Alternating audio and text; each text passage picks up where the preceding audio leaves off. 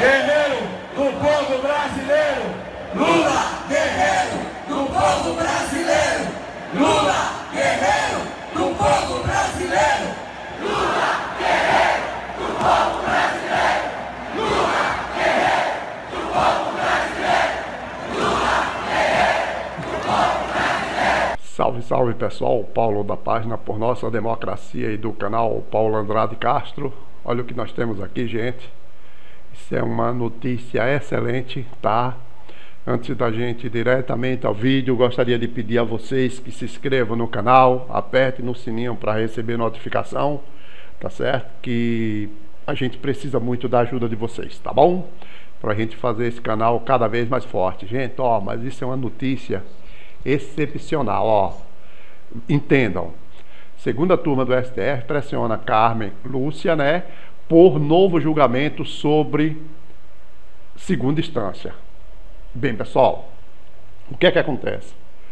A ministra Carmen Lúcia, ela mais ou menos um mês atrás, disse que não estava muito afim de trazer a plenário a discussão sobre prisão ou não prisão após segunda instância, certo? O ministro Edson Fachin, ao invés de negar de primeira o habeas corpus ao ex-presidente Lula, enviou para que o mesmo fosse analisado pelo plenário do Supremo Tribunal Federal. Mesmo assim, pasmem, essa cidadã que parece que tem algum problema mental, porque ela não entende o momento complicadíssimo que o país está vivendo, ela não entende o momento complicadíssimo que o país está vivendo, ela se fechou e em nenhum momento falou em trazer esse tema para julgamento. Hoje, a segunda turma, em percebendo a indecisão dela, fez o quê? Certo? Inclusive com a ajuda do ministro Fachin. Mandou ao plenário duas ADCs, que são ações, certo? Direta de inconstitucionalidades, justamente relativas ao tema de prisão em segunda instância, tá certo? Com isso, esses ministros da segunda turma, praticamente eles obrigam a ministra Carmen Lúcia a tomar uma decisão, tá certo? Então vamos ler para vocês entenderem? Vamos aqui, pessoal, ó. A segunda turma do Supremo Tribunal Federal, STF, decidiu nesta terça-feira 20 enviar ao plenário da Corte dois habeas corpus que tratam da constitucionalidade da execução provisória de condenações após o fim dos recursos na segunda instância da Justiça. A decisão dos ministros aumenta a pressão sobre a presidente da Corte, ministra Carmen Lúcia, para que a questão seja levada ao plenário. No mês passado, a ministra afirmou durante um jantar com empresários que o assunto não será debatido novamente pelo Pleno. A presidente é responsável pela elaboração da pauta de julgamento. O envio da questão ao plenário foi sugerida durante sessão da segunda turma do STF pelo ministro Edson Fachin. Cabe salientar que o ministro Edson Fachin tem votado pela prisão em segunda instância, mas assim mesmo ele quer ver a questão decidida em plenário, tá certo? Mas a presidente da Corte, como prometeu a empresários, que gente, só isso era motivo para ela deixar o STF. Prometer a empresários, gente, e pior de tudo, empresários não brasileiros, empresários americanos, empresários de outros países. Isso é uma vergonha, isso é uma coisa calamitosa, isso dá nojo. Que pediu vista de dois habeas corpus que tratam do tema. Ao votar nesta tarde, Fachin disse que há uma controvérsia sobre o tema e a questão deve ser definida pela Corte nas duas ações diretas de constitucionalidade, ADC, protocoladas pela Ordem dos Advogados do Brasil, nas quais a prisão após segunda instância devem ser discutida novamente. Eu botei o C porque tem ali, tá, pessoal? Não colocaram, mas tem, tá? O entendimento do relator também foi acompanhado pelo ministro Ricardo Lewandowski. Entendo como Vossa Excelência que não é conveniente que nós, em um órgão fracionado, fixemos um ponto de vista com relação a essa questão, sobretudo quando a matéria está pendente de uma decisão mais profunda por parte do plenário. disse o ministro.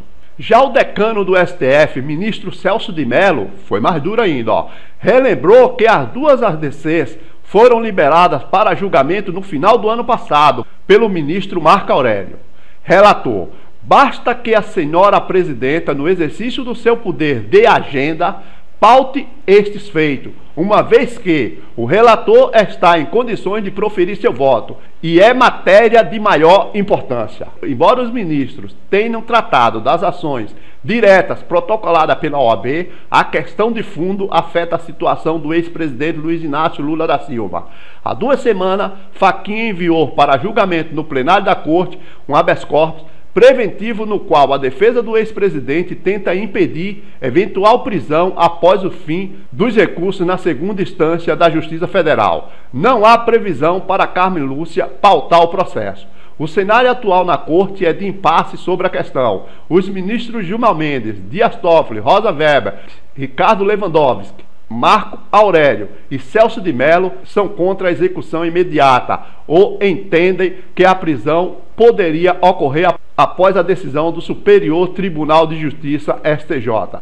Já os ministros Edson Fachin, Luiz Roberto Barroso, Luiz Fux, Alexandre de Moraes e a presidenta Carmen Lúcia são a favor do cumprimento após segunda instância.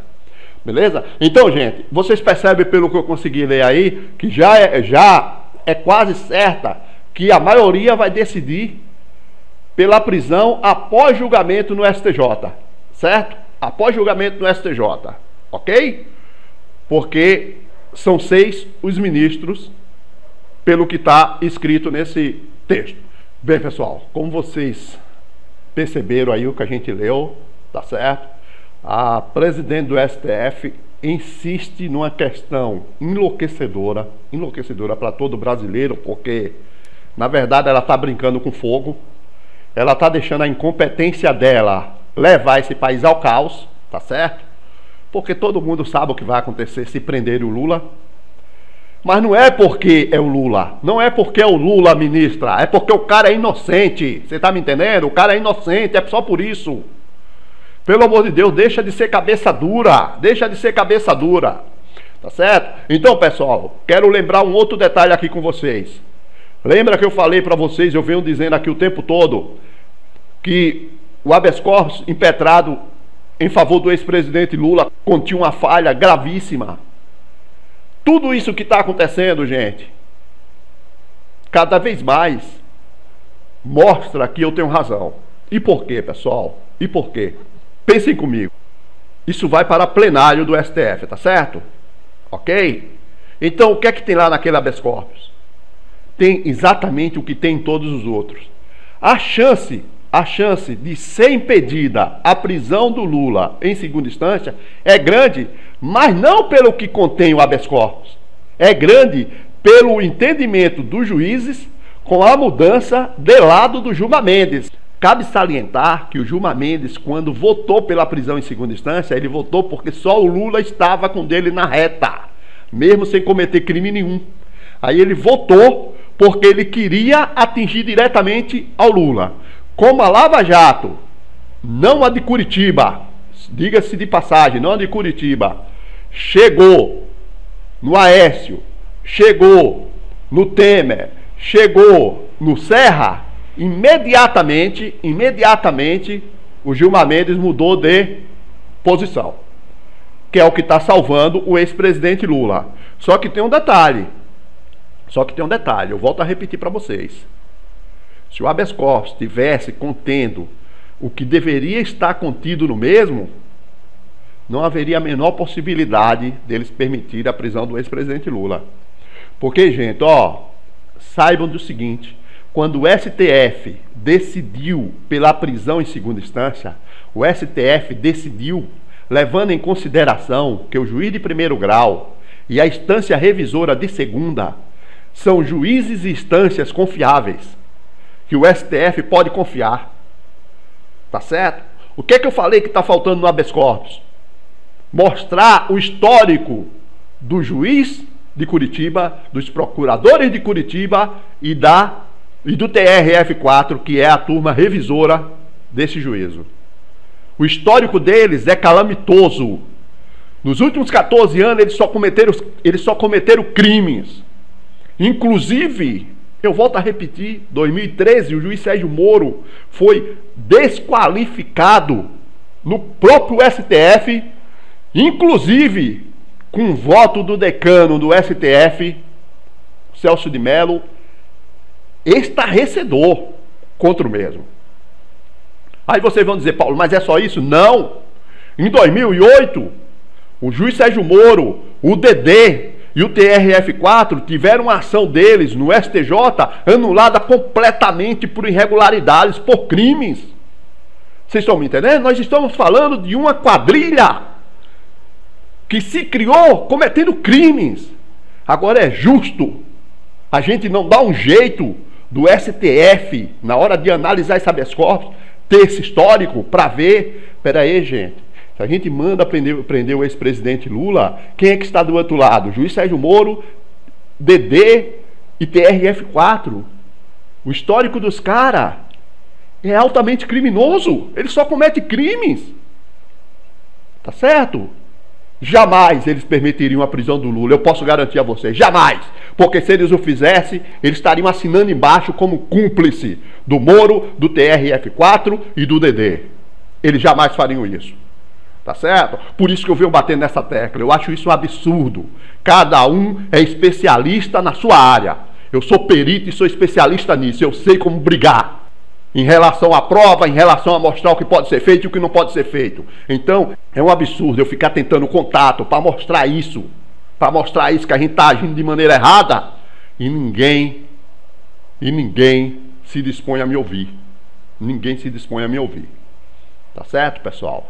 Então, gente, agora duvido que a ministra Carmen Lúcia tenha peito e tenha como segurar sem trazer a plenário esse negócio do habeas corpus aí, que de um modo indireto envolve o ex-presidente Lula.